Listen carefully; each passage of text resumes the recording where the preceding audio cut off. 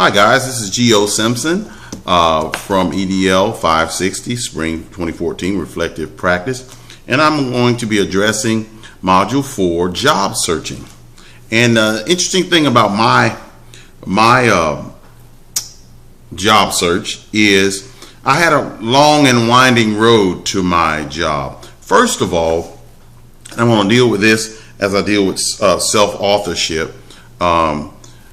I've had a long and winding road in this aspect. Originally, I always planned to come back and be a college professor like some of my professors at UNCW back in the 80s. I wanted to be a doctor of theology, to teach at a Christian university, or come back to UNCW and to teach philosophy and religion like my undergrad degree. And as I began on this search, I left the telecommunications industry and I progressed. And my job search, as I went on my journey, my process, my whole thinking has changed now, and there are several reasons why. First of all, I want to deal with this thing called self-authorship because it really, it is number one. It is one of the issues that presented that relate to my hopes, fears, expectations for my job search process in higher education.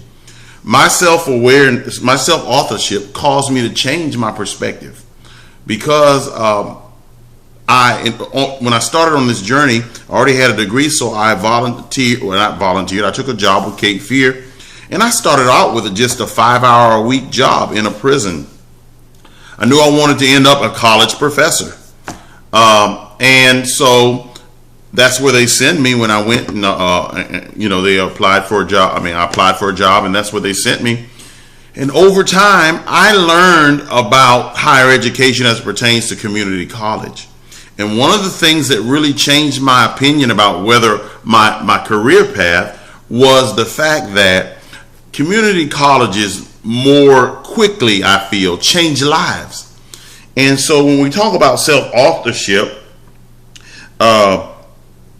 it talks about knowing oneself and how and what is important in one's life. I'm already a pastor, and I saw the way that these prisoners and these youth that I also work teaching youth, how it changed their lives. They always wanted to learn. They always believed they were able to learn.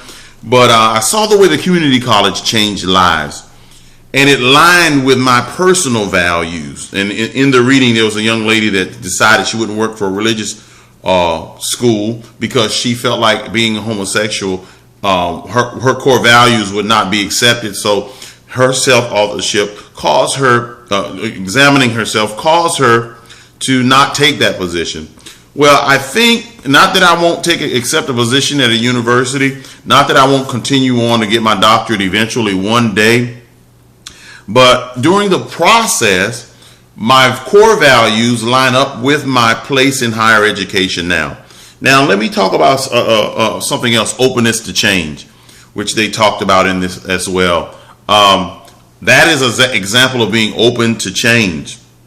It really surprised me, what information surprised me, this area of community college, how much it literally, how academic it is. I never attended a community college. I attended Naval Technical School for my naval technical job, but I never attended a local community college. I have more respect for community college now. I'm a part of the faculty of a community college now. I see what we do. I see the lives that are changed. And so my expectations in my job search has changed in a tremendous way. This process has been a great process. I want to speak about education as well. When my job saw the impact that I had, first 5 hours, then several years at just under full time, and in community college, full time is 30 hours. They kept me just under full time, but I will say this: I was offered a full time job. I accepted that full-time job. I wanted that full-time job, and I wanted that full-time money. But I did not possess the master's degree. And so after a day or two, I was called back by the personnel office and said, you know what? Mr. Simpson, we've changed our mind. We want to go another direction. That was crushing for me. That was devastating. You know, 2 kids in college. That was very devastating. But yet, I had to change my perspective. It wasn't just my ability to teach. I'm basically a high school in one teacher. You know, I've got middle and high school in one teacher. Everything that our students have to learn in high school, I have to teach. Everything they have to learn in middle school, I have to teach. And so I was working very hard, having a lot of effect, doing very well, but I did not have the master's degree. It was 2 years that I continued on the job. They gave me another job, but it was 2 years that I continued on that job, continued to perform and excel, and did not quit.